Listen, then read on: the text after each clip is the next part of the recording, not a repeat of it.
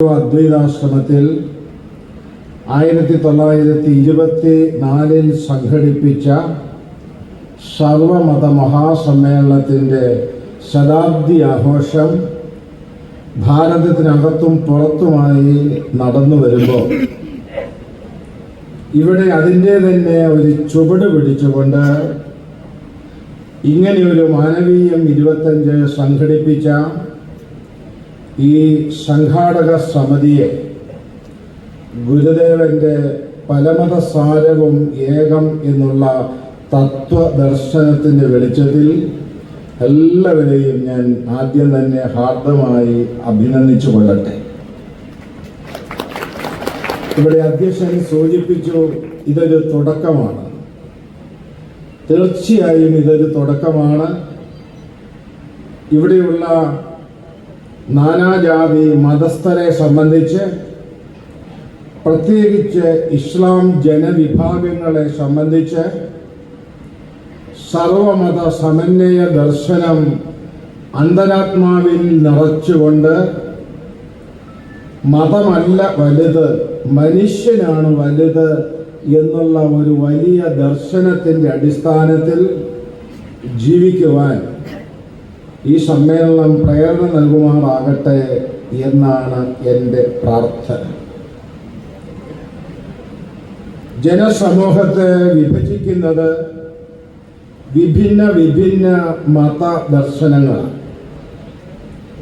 പക്ഷെ മതദർശനങ്ങളുടെ സാരം എന്ത് എന്ന് നാം പരിശോധിച്ചാൽ, കൃഷ്ണൻ ഉപദേശിച്ചതും ബുദ്ധനും ക്രിസ്തുവും നബിയും ശങ്കരാചാര്യരും ഉപദേശിച്ചതും സുസൂക്ഷ്മമായി പഠിക്കുമ്പോൾ ഏകം സദ്വിപ്രാഹ ബഹുധാ വദന്തി, സത്യം ഒന്നാണ്, അത് പല ഗുരുക്കന്മാരിലൂടെയും ഇവിടെ പ്രവചനം ചെയ്യപ്പെട്ടിരിക്കുന്നു എന്ന് മനസ്സിലാക്കുവാൻ സാധിക്കും.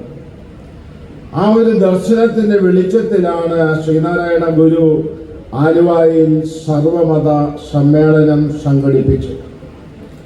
ലോക ചരിത്രത്തിൽ ആദ്യമായി ഒരു സമ്മേളനം അതുപോലെ കൊളംബസ് അമേരിക്ക കണ്ടുപിടിച്ചതിൻ്റെ 400ാമത് വാർഷികം പ്രമാണിച്ച് ചിക്കാഗോയിൽ സംഘടിപ്പിക്കുകയും ഭാരതത്തിൻ്റെ അഭിമാനമായ വിവേകാനന്ദ സ്വാമികൾ അവിടെ പങ്കെടുത്ത് അമേരിക്കയിലെ എൻ്റെ സഹോദരീ സഹോദരന്മാരെ എന്ന ഉച്ചസ്ഥലം പ്രഖ്യാപനം ചെയ്തതും മതചരിത്രത്തിലെ ഒരു നവീനമായ അധ്യായം കുറിക്കലായി.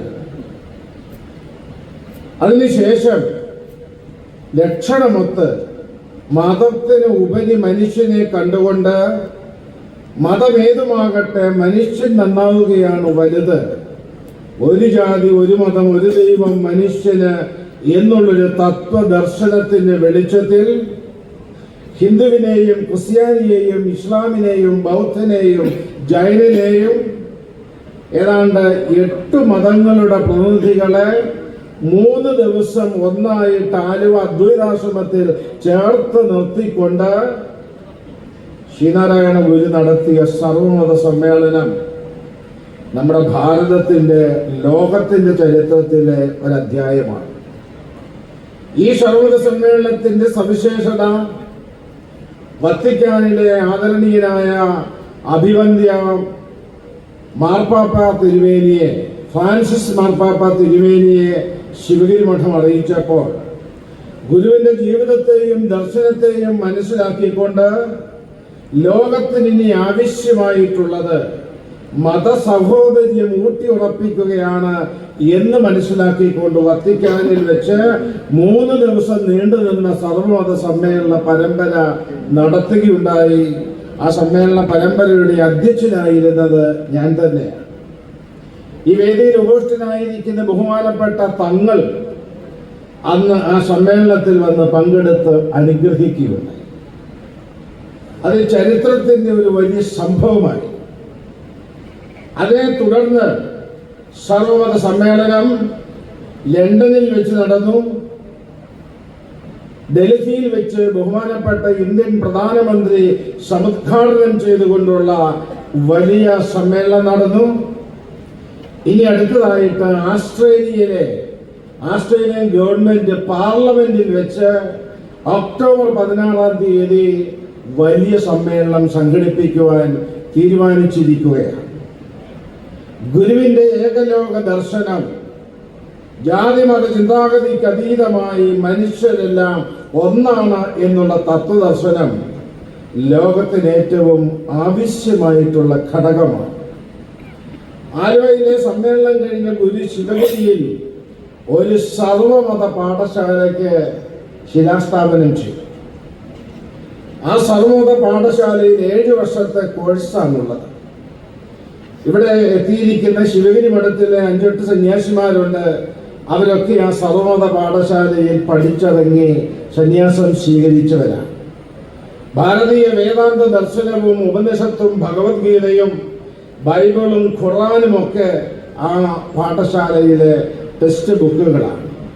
സന്ധ്യാസമയത്ത് പ്രാർത്ഥനാ വേളയില് ഗുരുദേവൻ എഴുതിയ ദൈവദശകം പ്രാർത്ഥനയും അതുപോലെയുള്ള മറ്റ് പ്രാർത്ഥനകളും കഴിഞ്ഞതിന് ശേഷം ഭഗവത്ഗീതയും ഉപനിഷത്തും ബൈബിളും ഖുർആനും ഞങ്ങൾ സന്ധ്യാസമയത്ത് പാരായണം ചെയ്യാറുണ്ട്. പലപ്പോഴും ഞങ്ങൾ ചിന്തിക്കാറുണ്ട്, ഇത് ശിവഗിരി മഠത്തിൽ മാത്രം നടന്നാൽ മതിയായി. ഇത് കേരളത്തിലുള്ള എല്ലാ ദേവാലയങ്ങളും, എല്ലാ അമ്പലങ്ങളിലും, എല്ലാ പള്ളികളിലും, ഞാൻ ഉറക്കെ പറയട്ടെ, എല്ലാ മോസ്കുകളിലും ഈ സമ്പ്രദായം ഉണ്ടാകണം. ബൈബിൾ വായിക്കുന്ന കയ്യിൽ ഖുർആൻ ഉണ്ടാകണം, ഭഗവത്ഗീത ഉണ്ടാകണം. ഖുർആൻ പഠിക്കുന്ന വേദവിദ്യാർത്ഥികൾ ഖുർആൻ പഠിക്കുന്നതോടൊപ്പം ബൈബിളും ഭഗവത്ഗീതയും ഗുരുദേവന്റെ കൃതികളും വേദാന്ത ദർശനവും പഠിക്കണം. എങ്ങനെ പഠിക്കണം? ഗുരു പറഞ്ഞു, സമബുദ്ധിയോടും സമഭക്തിയോടും കൂടി പഠിക്കണം. എന്റെ മതഗ്രന്ഥമാണ് വലുത്, മറ്റുള്ള മതഗ്രന്ഥങ്ങളൊക്കെ എന്റെ മതഗ്രന്ഥത്തെക്കാൾ താഴെയാണ് എന്നുള്ള ചിന്താഗതിയിലല്ല. എല്ലാ മതഗ്രന്ഥങ്ങളും തുല്യ പ്രാധാന്യത്തോടുകൂടി പഠിക്കുന്ന ഒരു മനോഭാവം നമ്മുടെ രാജ്യത്ത് ഉണ്ടാകണം. അതാണ് ശ്രീനാരായണ ഗുരു ആലുവ അദ്വൈതാശ്രമത്തിൽ തുടക്കം കുറിച്ചത്. ആ സമ്പ്രദായത്തെ ശിവഗിരി മഠം എന്നും പിന്തുടർന്നു വരുന്നു എന്നുള്ള സന്തോഷകരമായ വർത്തമാനവും നിങ്ങളോട് പങ്കുവെക്കട്ടെ. ആകാശാത് പതിതം തോയം യഥാ ഗച്ഛതി സാഗരെ സർവദേവ നമസ്കാരം ഈശ്വരം പ്രതിഗച്ഛതി. ആകാശത്തിൽ നിന്ന് മുതിർന്നു വീഴുന്ന ജലബിന്ദുക്കൾ ഒഴുകി ഒഴുകി ഒഴുകി കൊച്ചരുവിയായും അത് പിന്നീട് ഒരു നദിയായും പിന്നീട് ഒരു മഹാനദിയായും ഏറ്റവും അവസാനം സമുദ്രത്തെ വിലയം പ്രാപിച്ച് ഏകീഭവിക്കുന്നത് പോലെ ബുദ്ധനും ക്രിസ്തുവും കൃഷ്ണനും നബിയും ശങ്കരാചാര്യരും ശ്രീനാരായണ ഗുരുവും ഒക്കെ ഉപദേശിച്ചിട്ടുള്ള മതത്തിൻ്റെതായ വേദത്തിൻ്റെതായ ഏകതയുടെ ആ ദിവ്യമായ ദർശനം ഏകീഭവിച്ച് ഒന്നായി പോകുന്നു. അതാണ് മതത്തിന്റെ ഏകത. അത് നാം മനസ്സിലാക്കണം, ഉൾക്കൊള്ളണം. അതല്ലാതെ ബുദ്ധൻ പറഞ്ഞത് ഒന്ന്, ക്രിസ്തു പറഞ്ഞത് വേറൊന്ന്, മുഹമ്മദ് നബി പറഞ്ഞതാണ് ഏറ്റവും വലുത്, മുഹമ്മദ് നബി അന്ത്യപ്രവാചകനാണ്, ഇതിനപ്പുറത്ത് വേറൊരു ഉപദേശമില്ല. അങ്ങനെയുള്ള തെറ്റായ ധാരണകൾ വെച്ചു പുലർത്തുന്ന ചിലരെങ്കിലും രാജ്യത്തുണ്ട്. ആ ചിന്താഗതികളെ മാറ്റിക്കൊണ്ട്